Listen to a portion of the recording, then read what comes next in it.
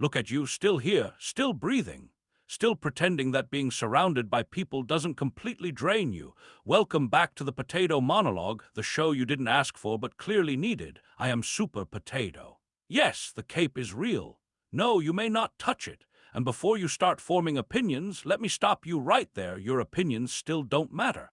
Today, we're talking about people who actually enjoy living alone, which society treats like a suspicious personality flaw instead of a personal preference. If you live alone, people don't ask casual questions, they conduct investigations.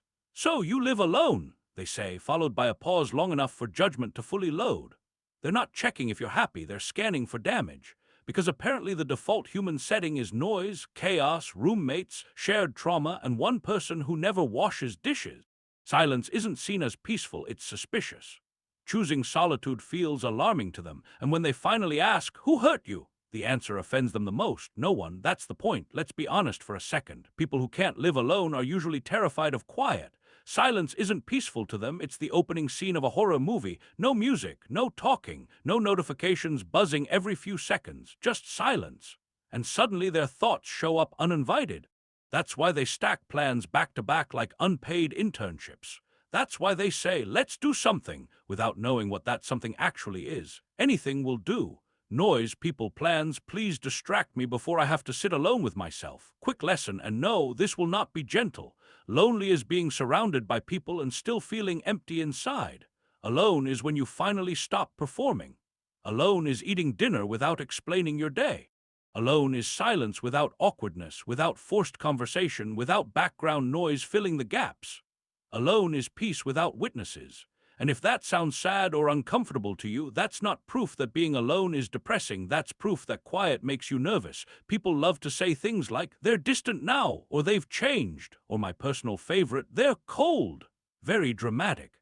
What actually happened is much simpler. They stopped overgiving.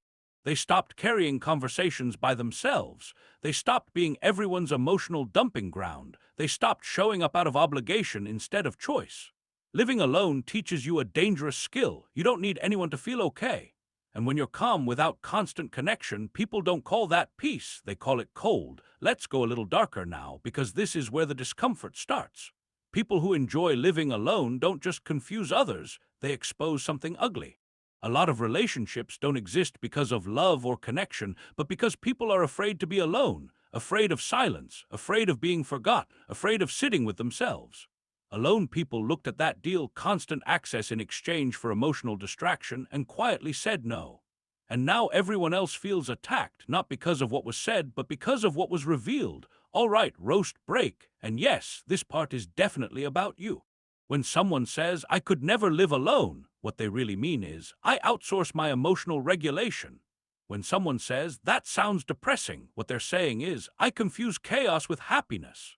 And when someone warns, "You'll end up lonely," the translation is painfully clear, "I already am." Living alone didn't make these people strange or antisocial, it just removed the noise and exposed how strange everyone else already was. Here's what actually scares people the most about those who enjoy being alone. They don't need constant texting to feel real. They don't need daily reassurance to feel secure. They don't panic when nobody responds immediately. They don't post for attention or overshare just to prove they exist. They're not waiting for someone to witness their life. They already know who they are, and that quiet self-confidence makes people deeply uncomfortable. Yes, they cancel plans, relax. It's not a personal attack. They finally learned that invitations are optional, not legally binding contracts. Sometimes they're tired. Sometimes they need space. Sometimes peace is more valuable than forcing enthusiasm in a room they don't want to be in. Instead of respecting that, people get offended and say, "They think they're better than us." No, they just stopped betraying themselves to keep everyone else comfortable. Here's the plot twist most people miss. People who enjoy being alone often love deeper, not louder. When they choose you, it's not because they're bored or trying to fill silence, it's intentional. They don't keep people around just to avoid themselves. They stay because you actually add something. There's no background noise, no filler connection, no emotional clutter. And that kind of quiet, deliberate bond is rare, which is exactly why it makes so many people uncomfortable. Let's talk about the people who are never alone, always busy, always booked, always surrounded. Their calendars are full, their phones never stop buzzing, and somehow they're still restless. Ask them to sit quietly for one night, no plans, no distractions, no background noise, and suddenly they're uncomfortable, because being busy is easier than being honest. Silence asks questions some people don't want to answer. Alone people already face that part, and that's why they don't need to stay busy anymore. If you love living alone, you didn't wake up like this one day, you learned it.